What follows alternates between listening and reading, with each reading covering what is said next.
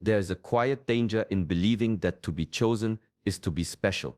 The mind clings to the idea of honor, of standing above others. But in truth, being chosen is not a crown. It is a weight that presses on your shoulders, demanding strength you did not know you had.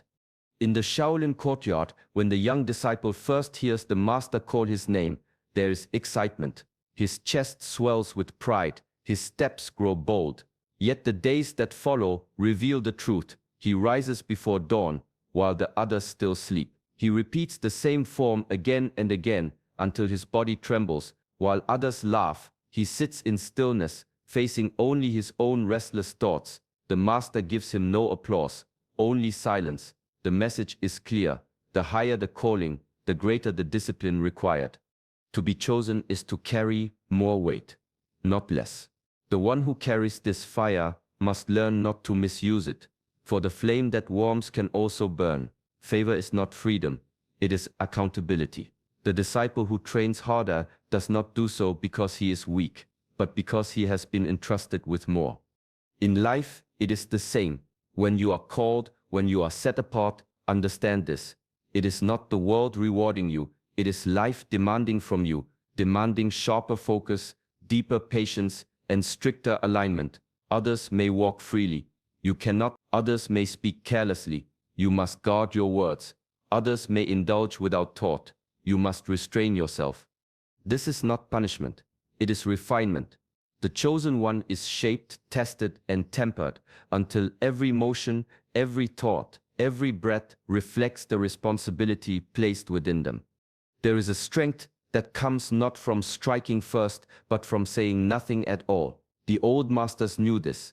That is why silence is woven into Shaolin discipline like breath itself. For the monk, silence is not emptiness, it is preservation. Each word carries energy, and once spoken, it cannot return. To waste words is to waste life force. A young monk once asked his teacher why he was made to spend entire days in silence.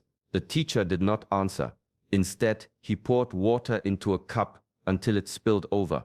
This, he finally said, is what happens when the tongue moves without restraint. Noise drowns wisdom. The lesson was clear. Silence keeps the cup steady. For those who are chosen, the same truth applies. Not every conversation deserves your presence. Not every question requires your voice. When you speak, you release pieces of yourself into the world, pieces that can be twisted, mocked, or drained by envy. Gossip cannot survive without an open mouth. Distraction cannot grow without your response. In silence, you conserve energy the way a warrior conserves strength before a battle. You stand apart from arguments, from petty debates, from the need to defend what is already known within you. Silence becomes your shield, invisible yet unbreakable. Over time, you realize something greater. Silence is not only protection, it is clarity. In the quiet, you hear your own heart. In the stillness, you notice what others miss, the subtle stirrings of truth, the whispers of higher guidance. While others exhaust themselves proving, explaining, or defending, you remain steady, untouched. To walk as the chosen is to know when to speak and when to stay still. And often, the greatest strength is found in the words you never release. There is a moment in training when the body trembles, the legs ache, and the mind screams for escape. The young disciple wants to move, to stretch, to run from the fire building inside his muscles, but the master does not permit it. He simply says, "Stay." At first, the stillness feels like torture, yet in time something shifts. The pain does not vanish, but the mind grows quiet, the breath deepens, and a strange peace begins to rise from within. This is the secret of stillness. It is not emptiness, it is alignment. When the body stops running, the mind stops chasing, and the spirit finds its center. In that space, truth can finally be heard. God does not compete with noise, he waits for silence. Wisdom does not shout, it whispers to the attentive heart. The chosen must learn this discipline. Waiting is not weakness. Listening is not passivity. Discernment is not hesitation. To sit in stillness is to sharpen the inner ear, to hear the difference between impulse and guidance, between noise and command. Think of the lake that mirrors the sky. If the surface is restless, everything above appears broken and distorted. But when the waters are still, the reflection is perfect. The heart is no different. A restless spirit cannot see clearly, cannot hear fully. Only stillness reveals the truth. So when the world demands urgency, the chosen one does not rush. When the mind demands answers, the chosen one does not panic. Instead, they wait, they breathe, they align. In that quiet surrender, clarity emerges, not forced, not chased, but given. And with clarity comes strength, for the one who knows when to move and when to be still cannot be shaken. A man may receive the highest calling, but without discipline it crumbles like a house built on sand. Favor opens the path, but discipline keeps the feet steady upon it. This is why the old masters place such weight on repetition. Day after day, the same movements, the same stances, the same breath. To the outsider it looks dull, but within that routine lies the seed of mastery. There is a story of a young monk who wished to learn the most advanced techniques. He begged his teacher for new forms, new secrets. Instead, the teacher told him to strike the wooden post with the same movement 1,000 times each day.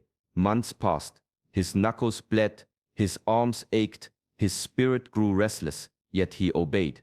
In time, the movement became effortless. His body no longer thought, it simply flowed.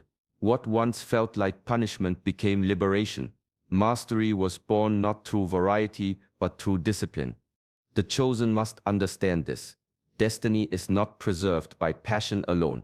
Fire burns bright, but without structure it quickly fades. Discipline is the vessel that carries the flame across the years. The mind must be trained to resist distraction. The body must be trained to endure hardship. Habits must be shaped to serve purpose rather than comfort. Every small act of discipline, rising early, guarding words, controlling appetites, becomes a stone in the foundation of calling. Neglect even a few, and cracks begin to form. But tend to them daily, and the path remains strong, unshaken by trial. To be chosen is not simply to be gifted, it is to be entrusted. And only through discipline can that trust be honored, and the calling carried to its rightful end. A warrior may train with weapons, strengthen his body, and sharpen his reflexes, yet none of these compare to the battle he must fight within. The enemy outside is visible, predictable, but the enemy inside hides in silence, striking when least expected. Thoughts that whisper doubt, fears that paralyze, temptations that promise ease, these wounds cut deeper than any blade. There is an old saying among the monks: the untrained mind is a wild horse. Left unchecked, it runs into chaos, dragging the rider through thorn and stone. But when disciplined, the same horse becomes swift and powerful, carrying the rider far on the path of purpose. In the same way, the chosen must learn to take hold of their inner world, guiding it with patience, strength, and clarity. Consider the disciple who enters meditation for the first time. He closes his eyes, expecting peace. Instead, the noise grows louder, memories, regrets, desires all rising at once. He feels defeated, believing he has failed. The master tells him, now you have finally met your opponent. The real fight is not against silence, but against the storms that fill the silence. For the chosen, victory in life depends on this unseen battle. Without mastery of thought, fear will bend the knees before any challenge. Without mastery of desire, temptation will weaken even the strongest resolve. But when the inner battlefield is conquered, no outer force can overthrow the one who stands in alignment. The greatest warriors are not those who win wars outside, but those who reign over their own heart. For once the inner world is steady, the outer world bows in response. This is the fight every chosen one must accept, the lifelong training of mastering the self. The halls of the monastery are quiet, not because there is no sound, but because the monks have learned not to chase it. The world outside calls with 1,000 voices: praise, wealth, recognition, comfort. Yet within those walls, all of it is stripped away. The robe is simple, the food plain, the routine unchanging. This is not poverty, it is freedom. There is a lesson in this for the chosen. Applause feels good, but it is fleeting. Approval lifts the spirit, but it fades when the crowd turns. Material gain may fill the hands, yet it leaves the heart restless. To cling to these things is to build a life on shifting ground. A single change, and everything collapses. True mastery lies in detachment. It is the strength to hear praise and not be inflated, to face criticism and not be broken, to hold blessings without being chained to them. When purpose becomes the compass, distractions lose their power. Think of the warrior in training. If he pauses at every cheer from the sidelines, he loses rhythm. If he listens to every voice of doubt, he falters. Only when his eyes remain fixed on the path before him does he move with certainty. So it is with the chosen. Their calling demands focus sharper than comfort, endurance stronger than vanity. This does not mean rejecting the world, but refusing to be ruled by it, to eat without greed, to serve without seeking applause, to walk without needing recognition. This is the mark of mastery. For when the chosen one no longer depends on the noise outside, they become anchored within, and nothing, no praise nor rejection, can move them away from their true purpose. The day in the monastery begins before the sun itself. While the world still sleeps, the monks rise in silence. There is no rushing, no dragging of feet. Each movement, washing, dressing, stepping into the courtyard, is carried out with precision, as if time itself were a form of prayer. They train, they meditate, they work, and when night falls, they rest with the same awareness they began with. Every hour is honored, nothing is wasted. This discipline carries a truth that the chosen must understand: time is sacred currency. It is the one treasure that cannot be stored, cannot be multiplied, cannot be reclaimed once spent. To waste it is to betray the calling placed upon your life. Consider how easily hours slip away: endless chatter, idle distractions, pursuits that lead nowhere. At first it feels harmless, but soon the weight of lost time becomes heavy. A vision delayed, a discipline neglected, a purpose left unattended. Destiny is not stolen in a single blow. It is eroded through wasted moments. To honor time is to live with intention. Rising early is not about the clock, but about beginning the day with mastery instead of chaos. Moving with precision is not about speed, but about care, giving full presence to each act, no matter how small. Resting with awareness is not mere sleep, but renewal, preparing the body and mind for the next day's journey. For the chosen, every hour holds meaning. Some hours are for building strength, some for seeking God, some for serving, some for renewal. None are given for aimless drift. To treat time carelessly is to treat purpose lightly, and purpose cannot survive neglect. Protect your hours, and they will protect your destiny. There's a reason monks train not only the body, but also the tongue. A single careless word can wound deeper than a strike, and a single true word can lift a heart for a lifetime.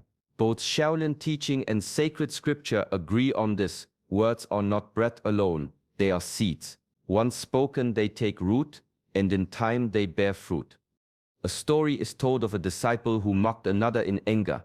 The master gave him a bag of feathers and told him to scatter them in the wind. When the task was done, the master said, "Now gather them back." The disciple searched, but the feathers were gone, carried beyond reach. So it is with words, the master said. Once released, they cannot be recalled. For the chosen, this lesson is vital. Words are tools of creation and destruction. They can bless a path or poison it, strengthen faith or weaken it, call life into being or invite death. To speak without intention is to hand destiny over to chance. This is why the wise speak rarely. They do not waste words on gossip or anger. They do not pour truth into ears that twist it into mockery. When they speak, it is deliberate, shaped with care, infused with presence. Even silence, when chosen with wisdom, becomes a word in itself. The chosen one knows that destiny is written not only in deeds, but in declarations. To speak with intention is to align with purpose. To guard the tongue is to guard the path. For once words are released into the world, they carry the power to build or to break, and the master of self chooses carefully which seeds to scatter. In the training halls, balance is not a suggestion, it is survival. Push too hard and the body tears. move too softly, and the form loses power.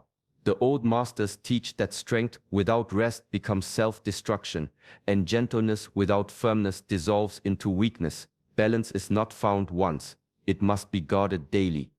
A tale is told of a monk who trained with endless fire. He practiced until his hands bled, his body shook, his breath failed. For a while, his progress seemed unmatched. Yet soon he collapsed, unable to continue. Another monk chose the opposite, resting often, sparing effort, moving without urgency. His body remained unharmed, but his skill never grew. The master looked at them both and said, "One burns too quickly, the other never lights the flame." True strength lies in the middle path. The chosen must embrace the same wisdom. Calling requires zeal, but zeal without patience destroys what it tries to build.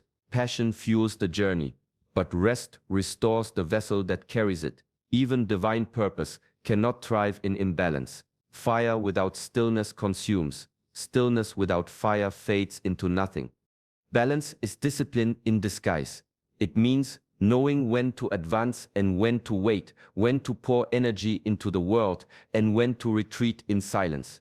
It means allowing yourself to work with devotion, yet also to sleep without guilt.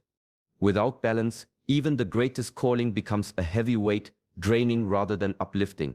But when balance is kept, the chosen walk with steady strength, neither burned out by excess nor weakened by neglect. Their fire endures, their patience deepens, and their path remains clear. Balance, then, is not luxury. It is the very foundation of lasting mastery. The path of the chosen will not always be crowded. At times, it will feel narrow, quiet, and misunderstood. Yet solitude is not emptiness, it is training. Just as the Shaolin monks discover strength in silence, you too can find depth in walking closely with God, even when others cannot walk beside you. Let this message remind you your calling is sacred and it is sustained through discipline, patience, and trust. When you feel alone, know that divine companionship is never absent. Carry that peace into your daily life, rise early with intention, guard your words, honor your time, and protect the flame within you. If this teaching has spoken to your spirit, remember to like this video, share it with someone who may need it, and subscribe to Shaolin Soulfire for more wisdom on the path of self-mastery and inner strength. Walk gently, but walk with purpose.